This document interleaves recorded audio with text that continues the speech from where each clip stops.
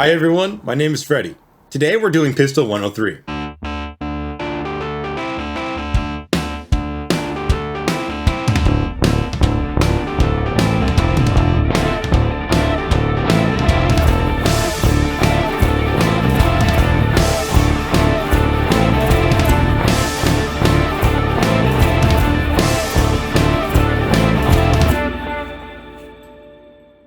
Before we get started, let's check out the 4 cardinal rules of firearm safety. Rule number 1, treat every firearm like it is loaded. Rule number 2, keep the muzzle pointed in a safe direction at all times. Rule number 3, keep your finger off the trigger until you are ready to shoot. Rule number 4, know your target, what's beyond it, and all around it. Today we're going to be working on moving and shooting. We'll be teaching the tank method.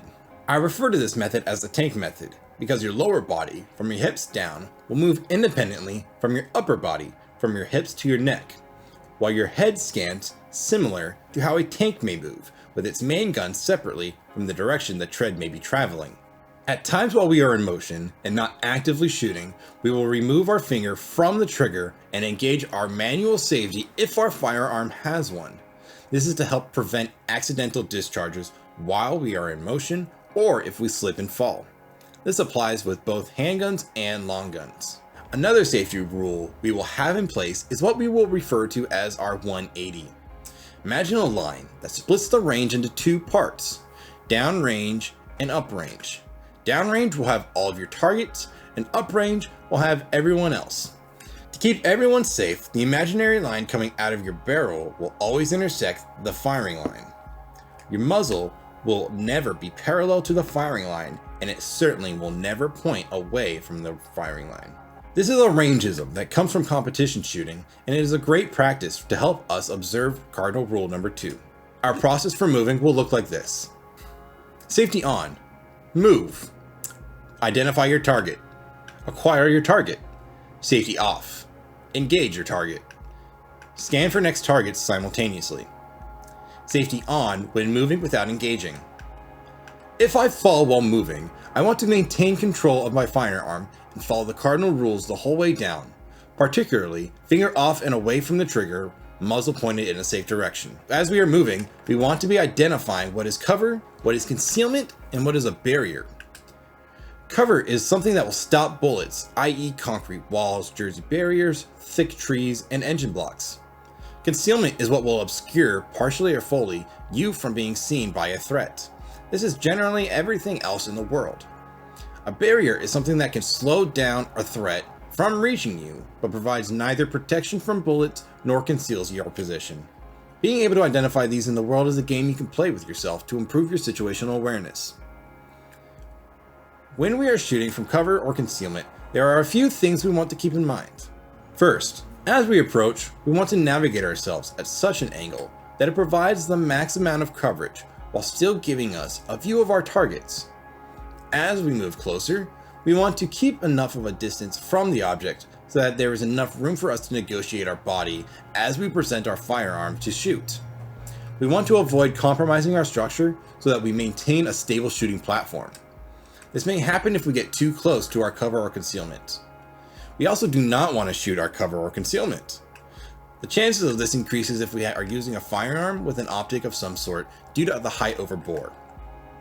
When there are multiple targets present, such as at a competition, you'll want to walk through the course of fire a few times and plan out how you will tackle the course. You can do this without using your firearm or using it doing dry fire, depending on the rules of your range. As always, you must follow the cardinal rules and any additional rules your range or competition may have in place. If you're ever unsure of what is allowed or what to do, ask the range officer for assistance. They can explain their rules and often demonstrate what is allowed or not allowed. Always defer to the rules and expectations of your range before inserting anything we may talk about here. Your safety and the safety of those around you is paramount, and breaking one of the rules at a competition may sometimes result in you being sent home early and even prohibited from participating again in the future. Today, I'm going to show you one of my favorite drills, the XDrill. The setup is fairly simple and can be enhanced to make it more challenging as you improve. It can also be done with or without concealment. Create a box using 4 different points, roughly 15 feet apart. Mark the center of the box. This will be your starting and returning point. Place a target about 10 yards or 30 feet away from the middle point. Load 9 rounds into a magazine. The drill begins at the center point, and the shots proceed as follows, starting with the upper left point. The points will be labeled A, B, X, C, D. Shoot. Move to point A. Shoot. Move to point X. Shoot. Move to point B. Shoot. Move to point X. Shoot. Move to point C. Shoot. Move to point X. Shoot. Move to point D. Shoot. Move to point X. Shoot. The drill is completed when you have returned to point X after firing at every other point, or when you have run out of ammo.